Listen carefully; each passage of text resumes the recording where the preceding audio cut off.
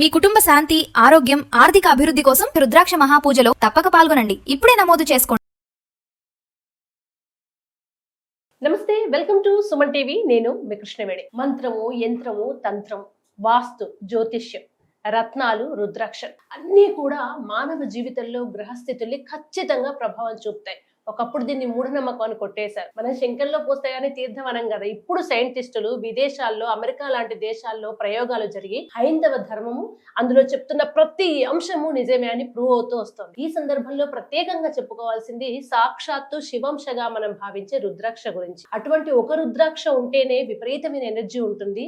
1,00,000 రుద్రాక్షలకి ఒకేసారి పూజ జరిగితే అసలు దాని విశేషం ఏంటి, దాని వల్ల మానవాళికి కలిగే ప్రయోజనాలు ఏంటి, ఈ అంశాన్ని మనకు వివరించడానికి సాక్షాత్తు ఆ పూజ చేస్తున్నటువంటి నిర్వాహకులు, గౌరవనీయులు, పండితులు, ఆధ్యాత్మికవేత్త బ్రహ్మశ్రీ దత్తాత్రేయ శర్మ గారు, మంత్రశాస్త్ర కోవిదులు. ఆయనే మనతో ఉన్నారు, మాట్లాడదాం.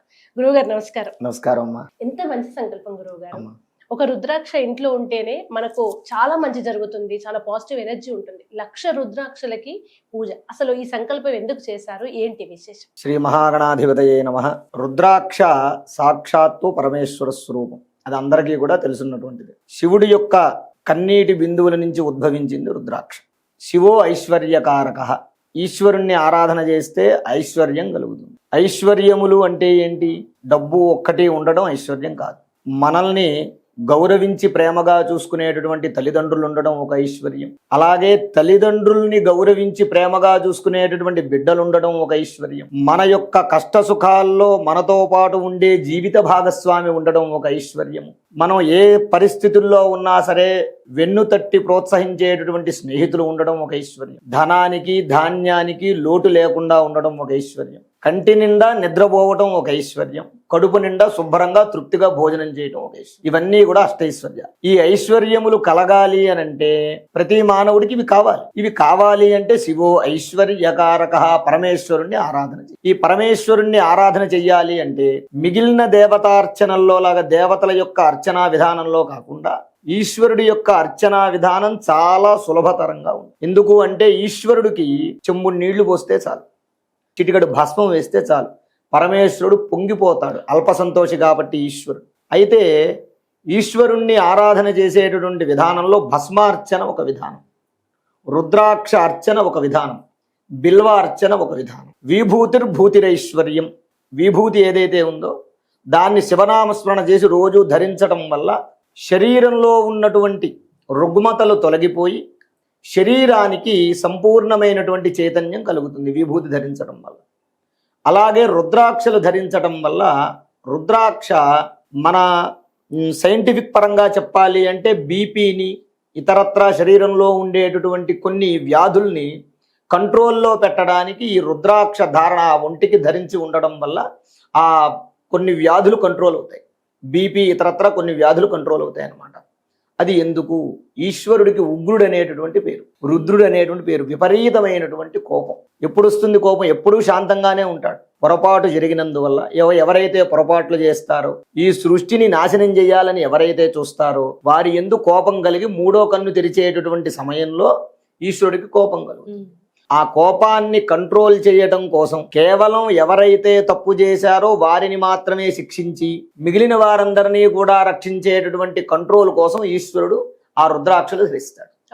అలాగా తన కోపమే తనకు శత్రువు అంటారు.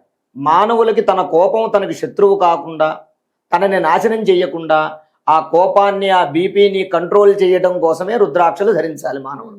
అటువంటి పవిత్రమైనటువంటి శివస్వరూపమైనటువంటి ఆ రుద్రాక్షని యో రుద్రో అగ్నవ్యో అప్సుయ ఓషధీషు, విపరీతమైనటువంటి ఓషధి యొక్క శక్తి ఆ రుద్రాక్షలో ఉంటుంది. అటువంటి ఓషధీకృతమైనటువంటి ఆ రుద్రాక్షల్ని శివుడికి ధరింపజేయాలి. ఒక రుద్రాక్ష శివస్వరూపమైతే మనం అర్చన చేసేటటువంటి ఆ శివలింగం మీద 1,00,000 రుద్రాక్షలు పెడితే 1,00,000 ఒక ఈశ్వరుళ్ళు అవుతారు. 1,01 ఈశ్వరుళ్ళు అవుతారు అక్కడ. ఎందుకయ్యా అంటే ఆ లింగానికి ఉన్నటువంటి ఎనర్జీ అంతా ఈ రుద్రాక్షలకి ఆపాదింపబడు. అప్పుడు మనం ఒక చెంబుతో నీళ్లు పోస్తే ఒక శివుడికి అర్చన చేసినట్టు కాదు, 1,01 ఈశ్వరుల్ని ఒకేసారి ఆరాధన చేసినటువంటి ఫలితం కలుగుతుంది. దానివల్ల జన్మ జన్మాంతరాలలోనూ కూడా పరమేశ్వరుణ్ణి ఆరాధన చేసినటువంటి ఫలితం వల్ల, పరమేశ్వరుడి యొక్క అనుగ్రహం వల్ల అష్టైశ్వర్యములు కలుగుతాయి. ఆ సంకల్పంతో అందరికీ ప్రజలందరూ కూడా సుఖశాంతులతో సుభిక్షంగా ఉండాలని, కామక్రోధాది ఈ ఏవైతే మనిషిని నాశనం చేసేటటువంటి రుగ్మతలు ఏవైతే ఉంటాయో వాటి నుంచి ప్రజలందరూ దూరంగా ఉండాలనే సంకల్పంతో ఈ కార్యక్రమం ఏర్పాటు చేయడం జరిగిందమ్మా. నిజమైన సమయం గురువు గారు ఇది. ఎందుకంటే ఇటు జాబులు పోతున్నాయి, ఒకవైపు ఆర్థిక ఇబ్బందులు, మానసికంగా క్షోభలో ఉన్నారు.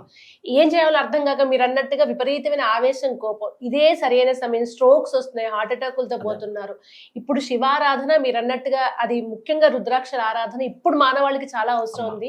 ఇంత మంచి సంకల్పం చేసినందుకు ధన్యవాదాలు గురువు గారు. సంతోషం. శుభం. విద్య, ఉద్యోగం, వివాహం, సంతానం, దాంపత్య సమస్యలు, ఆరోగ్య సమస్యలు, ఆర్థిక సమస్యలు, ఏ సమస్యలకైనా నివారణం కలగాలి అంటే 1,00,000 రుద్రాక్ష పూజల్లో పాల్గొనండి. అందరికీ శుభం కలిగి పరమేశ్వరానుగ్రహంతో ఆయుష్షు, ఆరోగ్యము, ఐశ్వర్యము, ఆనందము కలుగుతాయి. శుభం. స్వస్తి.